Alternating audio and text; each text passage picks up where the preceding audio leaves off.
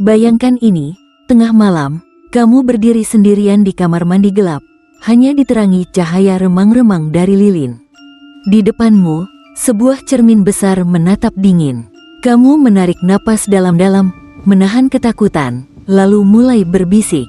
Bloody Mary, Bloody Mary, Bloody Mary. Detik demi detik berlalu dalam senyap menegangkan. Lalu, tiba-tiba, wajah menyeramkan seorang wanita muncul di balik pantulan.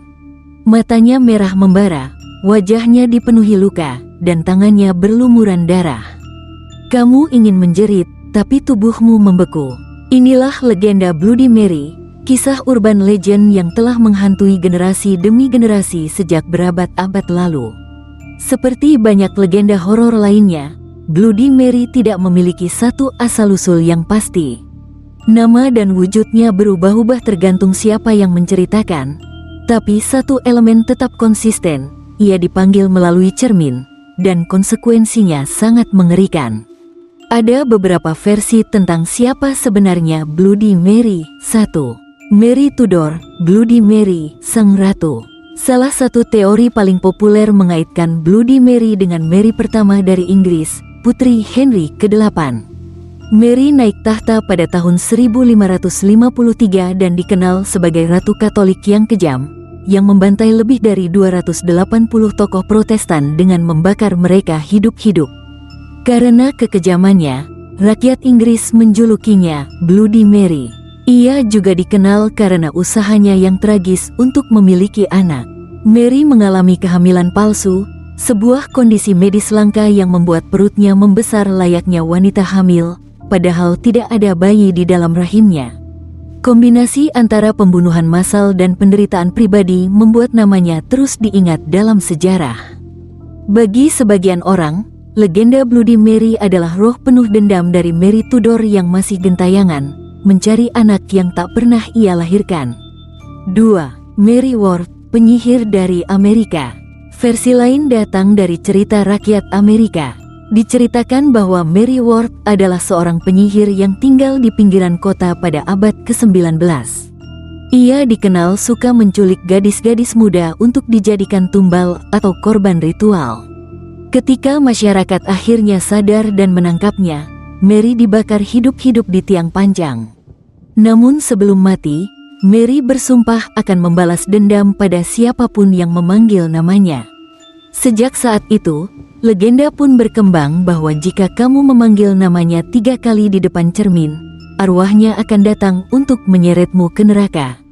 3. Mary Sang Korban Tragis. Versi yang lebih modern menceritakan tentang seorang gadis muda bernama Mary yang menderita kecelakaan hebat. Wajahnya rusak parah akibat kebakaran atau mutilasi. Ketika akhirnya ia melihat wajahnya sendiri di cermin, Mary jatuh dalam keputusasaan dan bunuh diri. Rohnya tak pernah tenang, kemudian menjadi entitas yang menghantui siapapun yang memanggilnya melalui cermin, media yang mengingatkan dirinya pada penderitaan terakhir. Legenda Bloody Mary bukan sekadar cerita, melainkan ritual yang telah menjadi semacam tantangan bagi banyak remaja dan anak-anak di seluruh dunia. Meski terdengar seperti permainan, banyak yang mengaku mengalami kejadian nyata setelah melakukannya. Cara melakukannya pun sederhana dan menyeramkan, masuk ke kamar mandi saat tengah malam. Matikan semua lampu. Beberapa versi mengatakan kamu harus menyalakan lilin.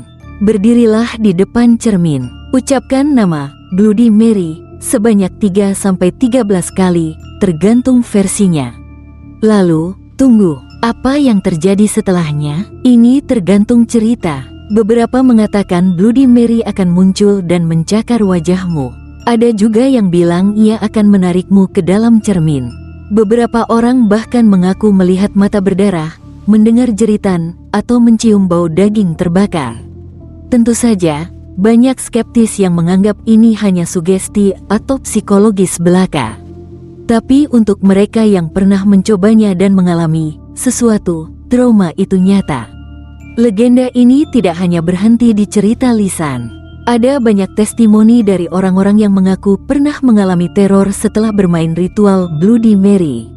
Seperti kasus Emily di Illinois yang terjadi tahun 2002. Seorang gadis remaja bernama Emily mencoba ritual Bloody Mary bersama dua temannya di rumahnya. Mereka menyalakan lilin dan mengucapkan nama itu 3 kali. Awalnya tidak terjadi apa-apa, hingga tiba-tiba salah satu lilin padam sendiri dan cermin mereka retak secara misterius. Malam itu, Emily mimpi buruk tentang seorang wanita dengan mata hitam pekat dan gigi tajam memeluknya dari belakang. Paginya, Emily ditemukan jatuh pingsan di kamar mandi dengan luka cakaran di punggungnya. Kasus lain terjadi di sebuah sekolah asrama di Rusia. Sekelompok anak perempuan mencoba tantangan Bloody Mary saat listrik padam. Salah satu dari mereka, Alina, menjerit ketakutan dan berkata melihat sosok berdarah di cermin. Teman-temannya mengira itu hanya lelucon, sampai Alina mendadak jatuh sakit dan mengalami demam tinggi selama berhari-hari. Ia mengaku terus didatangi mimpi buruk yang sama. Seorang wanita berlumuran darah meminta wajahnya kembali. Beberapa ilmuwan dan psikolog berusaha menjelaskan fenomena Bloody Mary dari sudut pandang logis. Salah satunya adalah efek yang dikenal dengan Troxler Effect, di mana jika kamu menatap satu titik terlalu lama dalam kondisi minim cahaya, otak akan mulai menghapus detail visual di sekitarnya, menciptakan ilusi wajah lain, pergerakan, atau bentuk yang menyeramkan di cermin. Ada juga efek psikologis bernama pareidolia, di mana otak manusia cenderung mengenali pola wajah pada bayangan atau refleksi samar.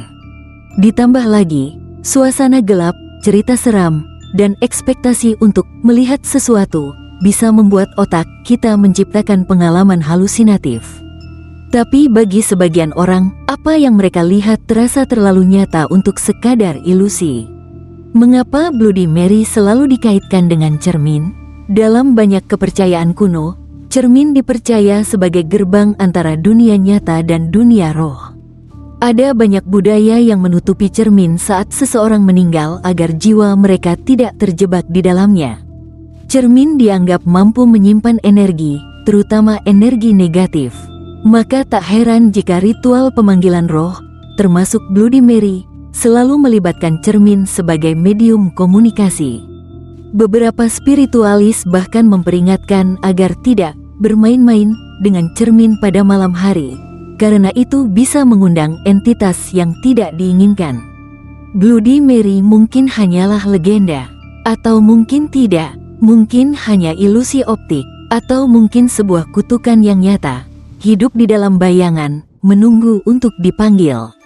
Tapi satu hal pasti, entah kamu percaya atau tidak, ada alasan kenapa legenda ini masih bertahan hingga sekarang. Karena dalam kegelapan, di depan cermin, ketika kamu sendirian dan menyebut namanya, kau mungkin akan mendengar napas berat di belakangmu. Jadi pertanyaannya bukan, apakah Bloody Mary itu nyata? Tapi, apakah kamu cukup berani untuk memanggilnya?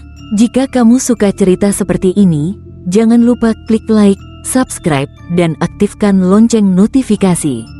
Masih banyak legenda horor lainnya yang menunggu untuk kamu dengarkan di sisi gelap sejarah.